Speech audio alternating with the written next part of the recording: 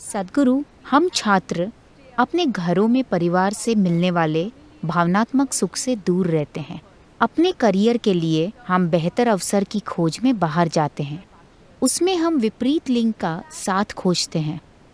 कुछ लोग रिश्तों में पड़ जाते हैं जो धीरे धीरे शारीरिक अंतरंगता में बदल जाता है। सद्गुरु, सवाल ये है कि फिर हम एक पीढ़ी के रूप में इस पर खुलेआम चर्चा क्यों नहीं कर सकते, या शादी से पहले सेक्स आज भी एक अपवित्र चीज मानी जाती है? देखिए, ये किसी तरह का नुस्खा नहीं है। हर व्यक्ति की अपनी जरूरत होती है। अभी हमें यह समझना चाहिए, इस समाज में हम इंसानी कामुकता को इस तरह संभालते आए हैं। एक लड़की के किशोर वय में आने से पहले उसे बोल दिया जाता था, तुम्हारी शादी इस लड़के से होगी। 6-7 साल की उम्र में शादी नहीं होती, मगर उसे कहते तुम्हारे अंकल का बेटा, उस लड़के से तुम्हारी शादी होगी। लड़के से कहते तुम्हें उससे शादी करनी है।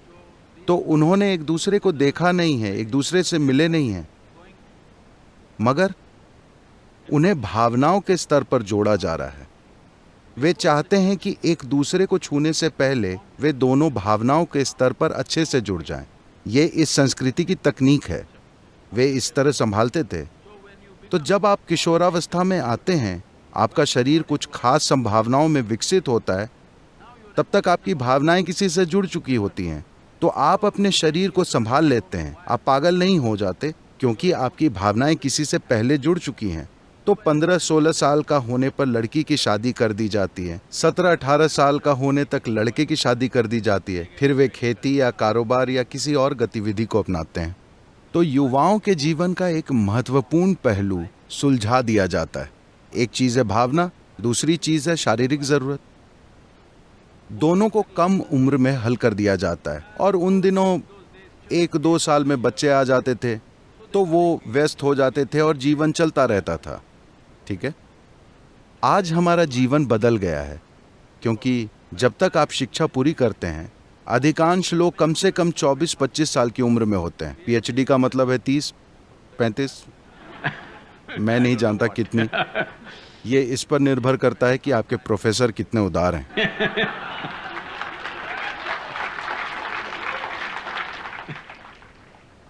तो मान लेते हैं कि शिक्षा का औसत समय 25 साल की उम्र है। जब तक उन्हें रोजगार मिलता है और वे कहीं सेटल होकर आर्थिक सुरक्षा पाते हैं, वे 30 साल के हो जाते हैं। ठीक है, इंसान के हार्मोन 15 से 30 साल के बीच सबसे चरम पर काम करते हैं। आप लोगों को साधुओं की तरह जीना नहीं सिखा रहे। आप उन्हें कोई साधना नहीं सिखा रहे जिससे वे अपनी ऊर्जा को किसी दूसरी संभावना में बदल सकें और कुछ और प्राप्त कर सकें। ऐसी कोई चीज नहीं है। और लड़के लड़कियों के बीच नजदीकी है। अगर आप इस चीज का हल नहीं खोजना चाहते, तो आप एक अस्वस्थ समाज बनाएंगे। बहुत अस्वस्थ समाज, जो दुर्भाग्य से हमारे समाज में हिंसक तरीकों से व्यक्त हो रहा है, क्योंकि हमने इंसान की मूलभूत जरूरतों का हल नहीं खोजा है। पहली चीज है पोषण। अगर पोषण की समस्या हल हो जाए, आपको समझना चाहिए, पोषण का मतलब है जीवन चलाना। एक बार जीवित रहने की प्रक्रिया का हल हो गया, तो कुदरती रूप से ये प्रजाति कोई एक व्यक्ति नहीं, आप जिस प्रजाति के हैं वे प्रजनन की इच्छा करती है। इसे इसी तरह बनाया गया है। ये प्रजनन की चाहत इस प्रजाति के जीवित रहने के लिए है। अगर लोग प्रजनन नहीं करेंगे तो मानव नस्ल खत्म हो जाएगी, है ना? तो आपका शरीर और दिमाग कई चालें चलते हैं, और जब आप किसी को देखते हैं तो अचानक आपको लगता है वे सबसे खूबसूरत हैं, अचानक आपको लगता है कि वे सबसे शानदार हैं। बाद में आपको कई चीजें पता चलती हैं। Many things. मगर शुरू में सब कुछ अस्पष्ट होता है। देखिए, मैं बताता हूँ, मान लीजिए आप 10-11 साल के हैं। उस समय आपने लोगों को देखा तो वे बहुत साधारण दिखे। अचानक 14 साल की उम्र में किसी के शरीर का हर छोटा उभार अपने आप में एक पूरी दुनिया हो जाता है, क्योंकि आपके हार्मोन हर चीज को प्रभावित करने लगते हैं। एक तरह से आपके हार्मोन आपकी बुद्धि को बंदी बना लेते हैं। ये बुरा या अच्छा बताने की चीज नहीं है, ये एक कुदरती प्रक्रिया है। कुछ लोग हो सकते हैं जो उससे परे चले जाएं। अगर वे उसके परे जाते हैं तो उनके लिए शानदार है, उनके लिए मजबूरी नहीं होती, वो इसके परे चले जाते हैं, उस व्यक्ति के लिए शानदार है। मगर आप पूरे समाज से इसके परे जाने की उम्मीद करें, ये बेवकूफ़ी है। ऐसी कोई चीज़ नहीं होती है। तो निश्चित रूप से बहस होनी चाहिए कि कब और कैसे कामुकता होना चाहिए। मगर अब भी हमारे कुछ सांस्कृतिक पहलू हैं। that we are an emotional lot. हम आज भी भावुक लोग हैं। जब चीजें जरूरी भावनाओं के बिना होती हैं तो लोगों को कष्ट होता है, ढेर सारे लोगों को। कुछ लोग इससे ऊपर हैं, मगर लोगों को कष्ट होता है। तो हमारे देश में, हमारे समाज में इस पर चर्चा होनी चाहिए कि सामाजिक ढांचे से कोई बड़ी तोड़फोड़ किए बिना इसका हल कैसे निकालें। आपको इस पर शोध करना चाहिए कि ऐसा कैसे करें। सद्गुरु, हालांकि आपके पिछले विस्तृत जवाब में मुझे अपने सवाल के जवाब की थोड़ी झलक मिल गई है, मगर फिर भी मैं पूछना चाहूँगी। तो मेरा ये विश्वास था, या वास्तव में मुझे ये विश्वास दिलाया गया कि एक जीवन में एक ही साथी होना चाहिए, मगर जब मैं देखती परखती हूँ तो ये पूरी तरह से एक ही साथी वाले संबंध अब नहीं दिखते। ये सोच ही खत्म हो चुकी है। आप इस बारे में क्या सोचते हैं? वो खत्म नहीं हुआ है, हो सकता है जेएनयू में खत्म हो चुका हो।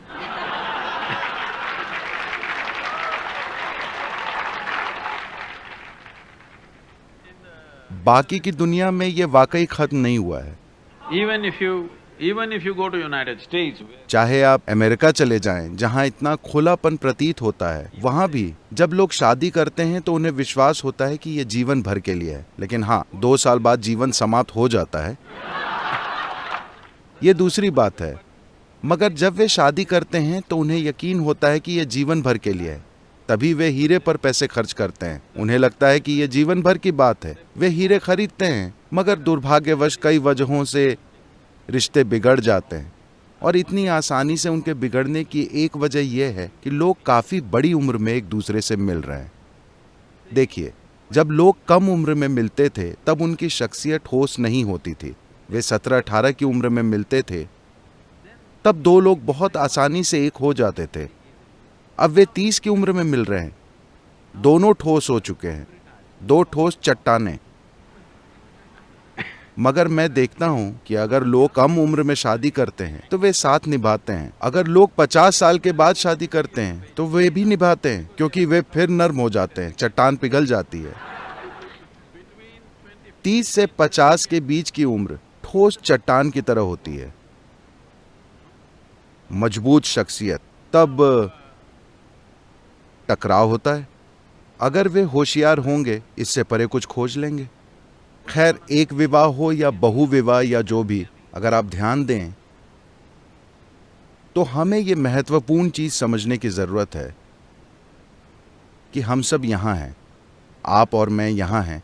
इसका मतलब है कि कुछ समय पहले एक पुरुष और एक स्त्री का मिलन हुआ था। हो सकता है आप सोचे वे माँ बाप हैं, वे प्यार नहीं करते, वे सेक्स नहीं करते, वे कुछ नहीं करते, किसी पुजारी के मंत्र पढ़ने से शायद आप पैदा हो गए। नहीं, ऐसा नहीं है। किसी की शारीरिक जरूरत थी, उसे उन्होंने शादी से पूरा किया और इसलिए हम यहाँ हैं। और अब हम एक खास उम्र में, अपने जीवन के एक चरण में, जब आप 18 के हो जाते हैं तो आप हमेशा शादी के खिलाफ हो जाते हैं। लेकिन जब आप 3 साल के थे तो आप शादी के हक में थे, अपने माता पिता की शादी के हक में। जब आप 3 साल के थे तो क्या खुश नहीं थे कि आपके माँ बाप की शादी अच्छी चल रही है? हेलो। जब आप 18 के होते हैं तो आप बिना बंधन के सेक्स और शादी न करने के बारे में सोचते हैं, मगर 50-55 के होने के बाद एक बार फिर आप स्थायी रिश्ता खोजते हैं। तो ये सोचना आपका काम है, क्योंकि ये आपका जीवन है, कि आप तय करें कि आप ऐसा जीवन चाहते हैं जहां आप हमेशा अपनी भावनाओं के लिए कोई साथी खोजते रहें, या आप इसे इस तरह हल करना चाहते हैं कि आप अपनी बुद्धि और समय को कुछ और बनाने, अपने शोध, अपने काम या जो भी आप कर रहे हो उसमें लगाएं। अगर भावनाओं और शरीर की समस्या हल हो जाए तो अपनी बुद्धि के इस्तेमाल की आपकी क्षमता काफी बेहतर हो जाएगी, वरना आपको हर दिन किसी को खोजने के लिए आसपास घूमना पड़ेगा।